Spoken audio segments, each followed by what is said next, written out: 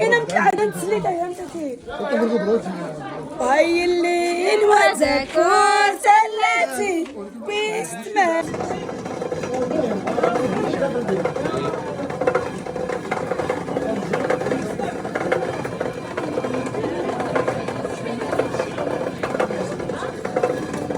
السلام عليكم. بعد ما شفتوا هاد اللقطات اكيد غادي تسائلوا واش هذا عرس امازيغي، وشوفي غادي تشوفوا الطاحونه القديمه. ومهم غادي تقولوا اشنو هاد البلاصه. غادي نشرح لكم بما ان شحال هذه ما درت لكم شي فلوق، قلت اليوم غنحطوا لكم غادي غيعجبكم اكيد. قمت بواحد الرحله بمناسبه السنه الامازيغيه، وداكشي اللي شفتوا كتشوفوا داكشي بحال عرس امازيغي. وبالنسبه لاجونس اللي مشيت معاهم والثمن داكشي غنخليه لكم خليو لي كومونتير اللي بغى المعلومات اكثر. المهم غادي نمشيو لمنطقه تيوت. المنطقه تيوت اللي تابعه الاقليم تارودات وجات بعيده عليها ب 30 كيلومتر بالطريق طاطا. وهاد المنطقه الصراحه ولات معروفه ومشهوره، ولاو كيجيو ليها السياح من جميع المدن، واكيد السياح الاجانب. واللي خلى هذه المنطقه تكون منطقه سياحيه هو جمال لها الطبيعي. انا صراحه هذه ثاني مره كنمشي ليها وعجبتني بزاف. وعندها واللي خلاها بالضبط هو الواحد النخيل ديالها، واللي كتمتد على اكثر من 1000 هكتار، كتحتوي على 20,000 نخله ديال اللي معروفه بهاد المنطقه تيوت. وبالنسبه للفلول غادي يكون غادي تعريف المنطقه، غادي نمشيو ندوروا واحد الدوره على القصبه ديالها، وغادي ندوروا على الواحه ديالها اللي كاينه تما. وغادي نمشيو لواحد البلاصه فين كاينه ديك الطاحونه القديمه اللي معروفه بها تيوت، واللي كانت باقات غير وحده وكتخدم بالماء. وهنايا ومن بعد في الجزء الثاني غادي نشوفوا داك التمثيل ديال واحد العرس امازيغي. المهم ما غاديش نحاول نهضر بزاف لا فيديو، خليكم تشوفوا لا فيديو، ولا عجبكم اكيد ديروا لي جيم او بارطاج. وبالنسبه للماكله غادي ناكلوا عند الطنجاوي، راه معروف منطقه تيوت. اللي مشى لتيوت يسول على الطنجاوي راهو جاو من الدخله، وعندهم الماكله الغزاله والبلسه، داكشي بلدي تقليدي والماكله ديال الدار. يعني كتحسوا براسكم بحال كتاكلوا في الدار فريمون. هاد دوك الناس الله يعمرها دار، كان الاستقبال زوين والماكله زوينه وكلشي في المستوى. هنايا غادي كنوريكم شويه بالنسبه للغدا. كان هكا الطاجين، كان بنين هاد الطاجين هذا. والفطور راكم شفتوه كان فيه مسمن، اغروم، تفرنوت، ليدام، كيكه، اتاي. يعني كتحسوا بالفطور ديال الدار. وهذا وديما اغروم تفرنوت راه كاين حاضر بقوه. ومن بعد عطوا لينا السفه حتى هي كانت بنينه هاد السفه هادي، والفواكه حتى هي. المهم الماكله كانت في المستوى، والنشاط اكيد مع داك الشكل اللي كتعجبو ديك الدقه الهواريه. يا سلام. وديال الجمل وتيوت فيها 7 ادوار. نعاود من الاولى، فيها 7 ادوار ساكن فيها 5000 نسمه. وتيوت عنده واحد المنطقه سميتها الواحه فيها 700 قطار، وكل واحد والله اسمحوا لي واحد والله الا سهران حتى الجوج ديال الليل ولفاق مع الخمسه عنده اراضي ديالو على حسب الفلاحه المعاشيه. كل واحد عنده 2 3 4 البقعات في هذه الواحه. وعلى حسب الماء تيجي من البير 5 كيلومتر، والبير كاين بين 30 متر و 35 متر. ومن بعد تطلع لا الغرب من البير كلشي. هاد السقيط يطلع واحد البنبه ديال 40، وكان واحد البنبه عاوتاني من هذيك الجهه البير الاخر. وتتا البير على حسب الديور، على حسب الشريط. كاين شي واحد يقطع شي حاجه. عندكم الزعفران هنا ولا لا انت لوين هنا كاين العسل. على الخروب حداي كاين التمر انتم ماشي بزاف بلاتي العسل الحر ما نقول لك واش فري ولا ماشي فري مع هاد العيمان كاين الجفاف تيعاونوها بالسنيده عندك الحق تيعاونوها بالسنيده بالعلف ما خشي شي جمعيه ديال التمر قال لك نو لا كاين تعاونيه اريان بوحدها هي اللي كاين تعاونيه اريان عاد كاين التمر هنا تيبيعوا بالجمله تيجي واحد تيجي بالجمله ومن بعد تيديو الكوبيراتيف في تارودانت ولا في اي بلاصه ما كاينش شي بلاصه تقدم كاين شي واحد حاط شويه التمر وشي حاجه في الواحه واش هذيك قصبه ولا قلعه هادي القصر ديال القايد تيوتي كاين هو قصر عندها 17 قرون 5 سنين هذا القصر ساكن فيه القايد ديال التيوت وكاين القبر ديالو راه غنسولو في هادشي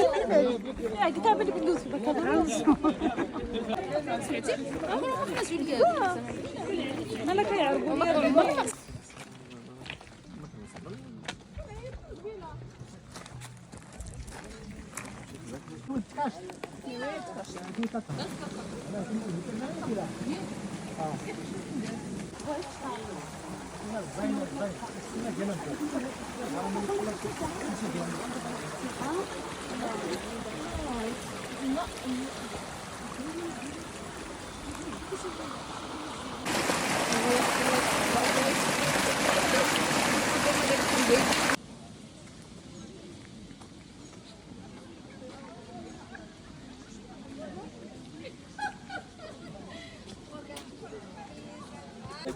هو الخروب.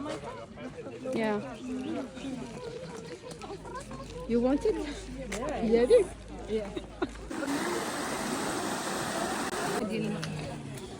فضاء الطاحونة، مأكولات ومشروبات محلية من ساحة خضراء.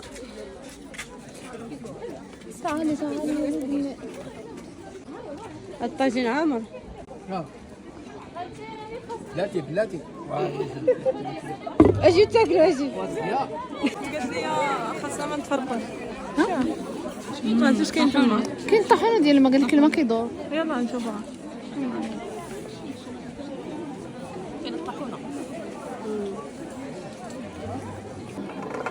واكيد ضروري ما غادي نمشيو نشوفوا الطاحونه اللي كتخدم بالماء بالعين اللي كاين في المنطقه تيوت، واللي بقات هذه اللي بقات بوحدها في المنطقه، واللي تبارك الله العمر ديالها راه 500 عام كتقدير يعني اكثر. واللي كان شحال هذه يعني الملوك السعديين هما اللي كانوا غير الملوك اللي كانوا كيطحنوا في هذه الطاحونه هذه زعما في العهد السعديين.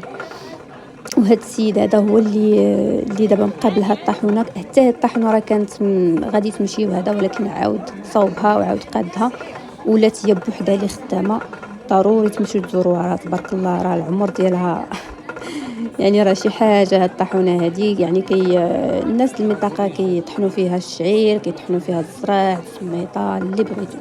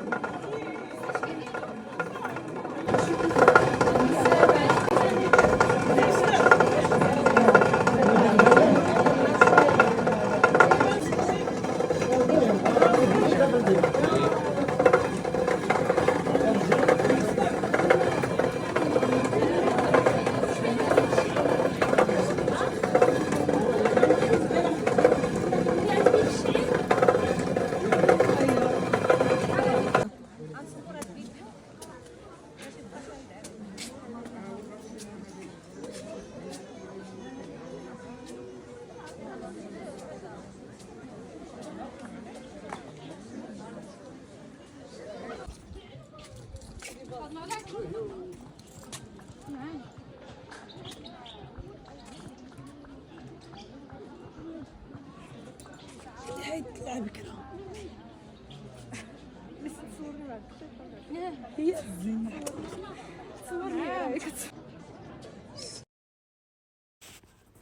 وما تنساوش تاخذوا اكيد لي فوتو لي فيديو من الفوق في الطبيعه الجميله اللي فيها الاشجار والنخيل وفيها الجبال.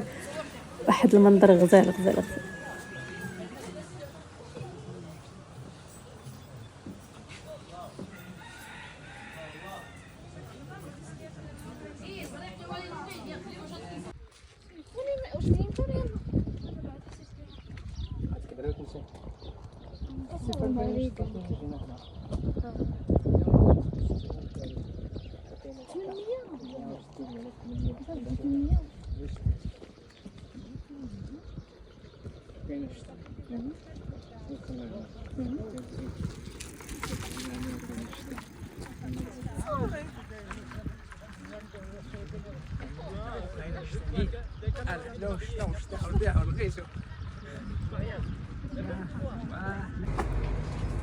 واخا تصور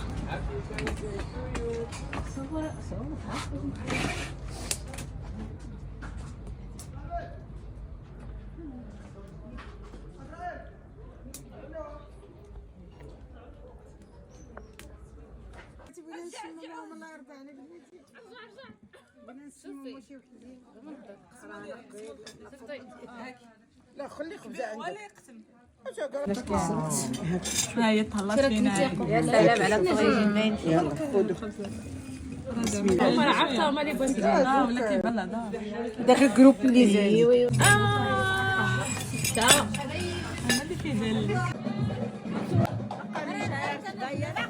ودابا من بعد ما كلينا ونشطنا وضحكنا دابا جا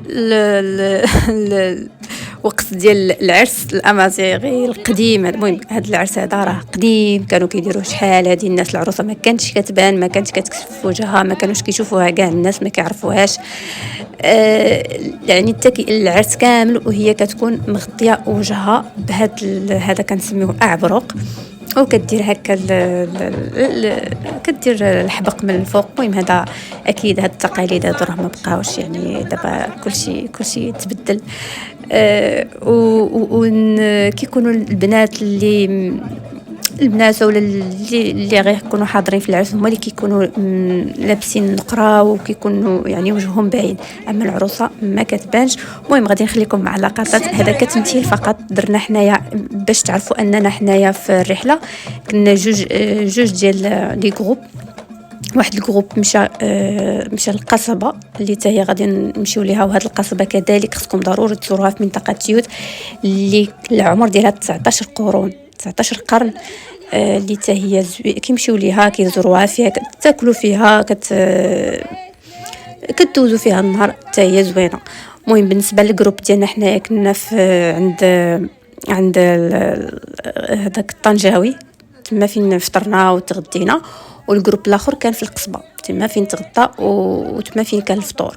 وبالنسبه لدابا ملي غادي نديروا هذا العرس هذا حنايا غادي نديو العروسه لديك القصبه فين كاين حتى هما غادي يكون عندهم العريس، يعني كتمثيل فقط باش نبينوا العادات والتقاليد بما ان مناسبه ديال السنه الامازيغيه. وتنقول لكم تحيه الامازيغ، ونخليكم على فيديو تشوفوا اللقطات كامله.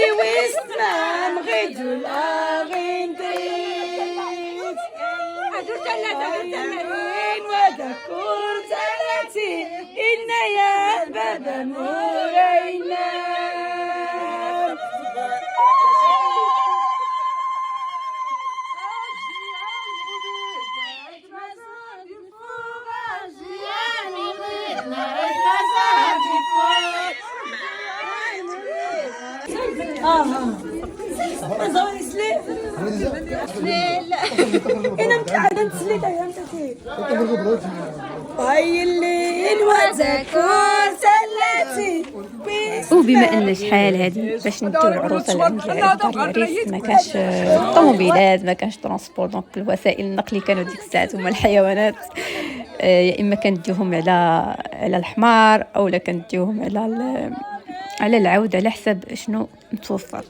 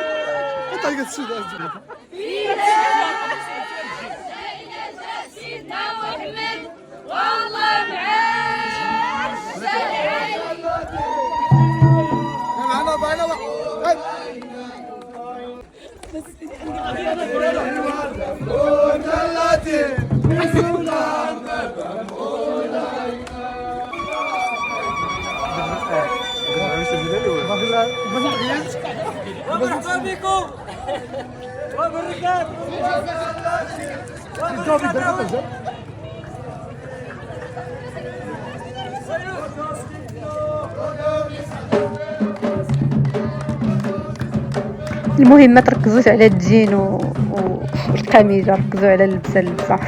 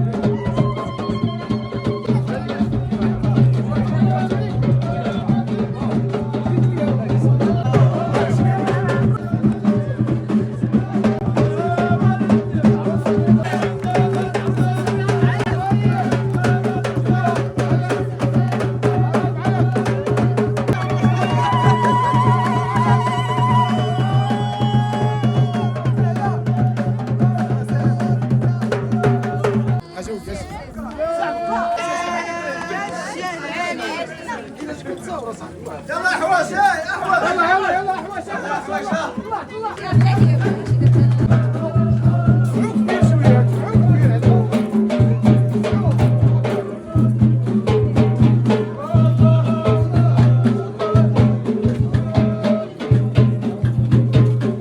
ودابا من بعد ما وصلنا للقصبه فين كاين العريس كتمثيل قلنا كتذكير ان بالنسبه للتقاليد ديال العريس الامازيغ اننا ملي كديو العروسه لعند العريس كيكون في الفوق كيلوح التمر وكيلوح الحلوى الفاني المسكه وكيلوحها هكا من الفوق وكياخذوها الناس المهم الدراري الصغار. نخليكم مع اللقطات.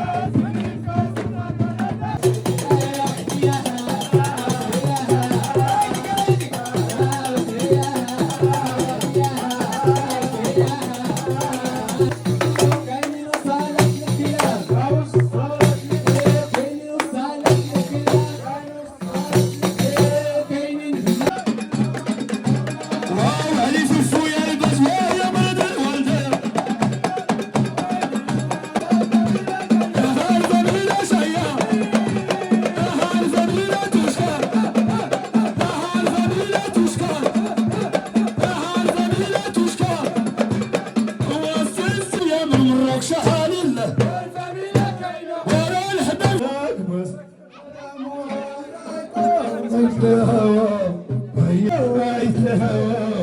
هيك شغل اساسي اني ولا الناس عليك الهوى هيك شغل اساسي اني ولا الناس سلام عليكم عيد الهوى هيك شغل اساسي اني ولا الناس سلام عليكم عيد الهوى هيك شغل.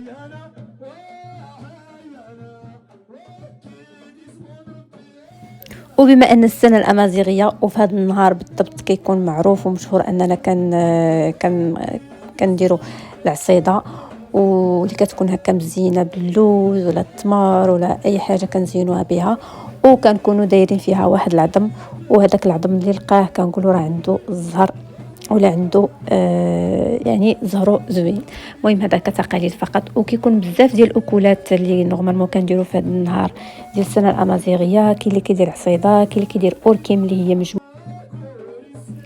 وبالنسبه كتعريف للسنه الامازيغيه وعلاش بالضبط 2973 كاين لا فيديو قديم العام اللي فات كنت درتو شرحت على السنه الامازيغيه والتاريخ ديالها والاكلات اللي كيتقدموا في هذا النهار هذا. نخليكم تشوفوا داك لا فيديو، نخليكم الرابط ديالو وتشوفوه حتى هو. وهكذا غادي نكونوا سالينا لا فيديو ديالنا. كنتمنى يعجبكم. طلب مني الوقت بزاف وباش نقادو باش نمونطيه وباش نصورو كذلك، وكنتمنى يكون عجبكم. وما تبخلوش عليا بلي لايك وبلي جيم وتشتركوا مع وتشاركوا لا فيديو مع الاصدقاء ديالكم والحباب ديالكم. ومن هنا تنقول لكم الله يعاونكم، نتلاقاو مع فيديو اخر. ما تنساوش تمشيو تزوروا منطقه تيوت.